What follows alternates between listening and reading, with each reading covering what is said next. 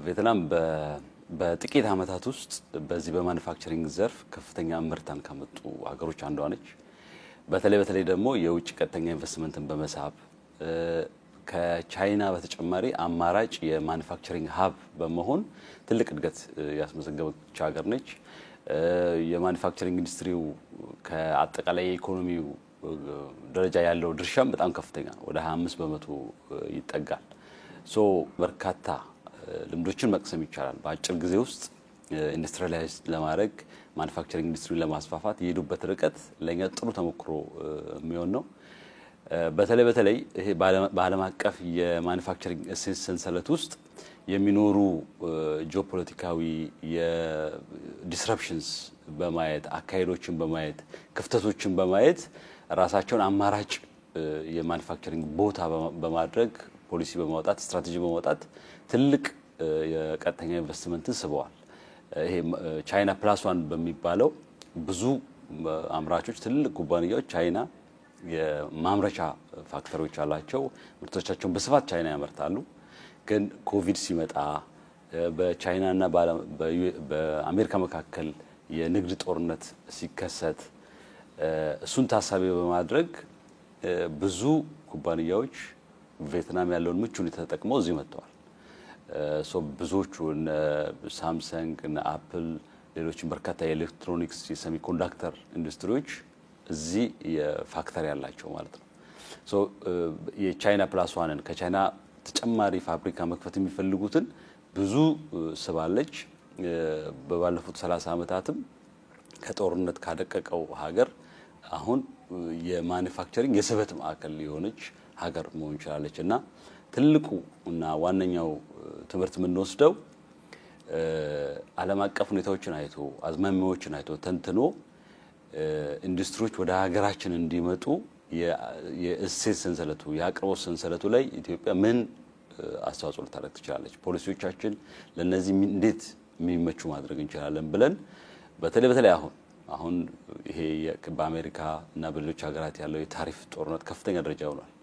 ይሄንን እንዴት እንደ መልካም እድል መጠቀም እንችላለን የሚለውን በደንብ ማሰብ ሀገራችንን እዚህ መሃል ላይ ፖዚሽን አድርጎ ብዙ የውጭ ቀጥተኛ ኢንቨስትመንት መሳብ እንደሚቻል የቪየትናም ተሞክሮ ያሳያል። ለምሳሌ ሰሞኑን የጎበኘነው የሶላር አምራች ድርጅት ሐዋሳ ኢንዱስትሪ ፓርክ ኢንቨስት እያደረገ ያለው አንዱ የዚህ ውጤት ነው።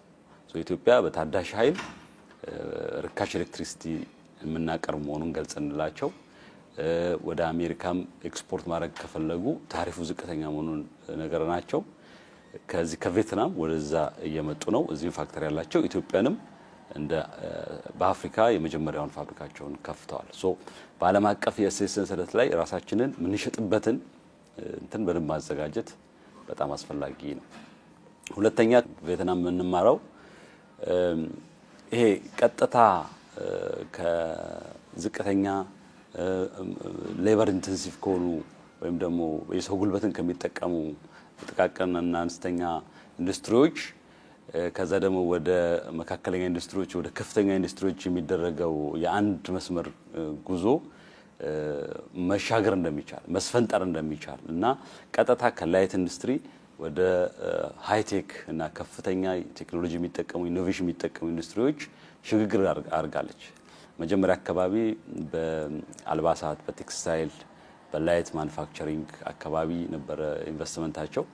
ብዙም ወደ ብረታ ብረትን ኬሚካል የሚጠቀሙ ሄቪ ኢንዱስትሪዎች ውስጥ ሳይገቡ ወደ ሃይቴክ ገብተዋል።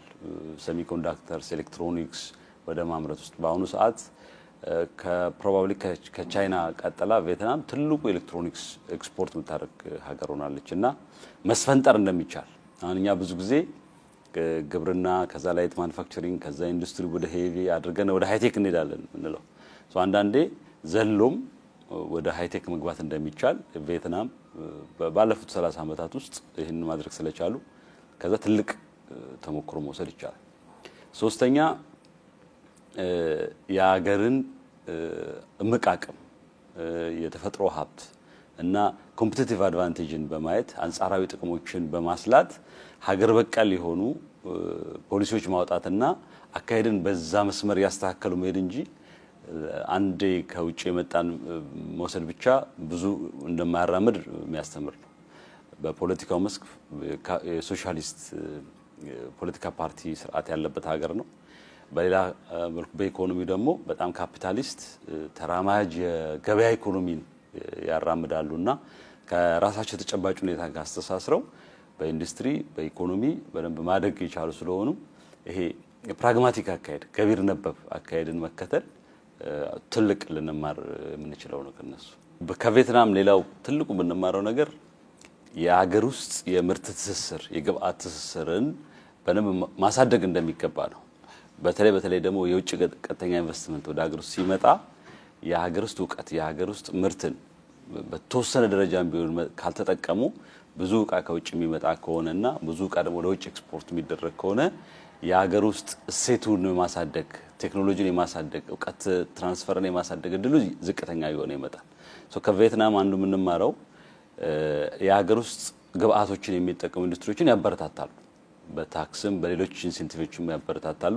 ብዙዎቹ ኢንዱስትሪዎች በተወሰነ ደረጃ የሀገር ውስጥ ግብአቶችን የመጠቀም ልምድ አላቸው።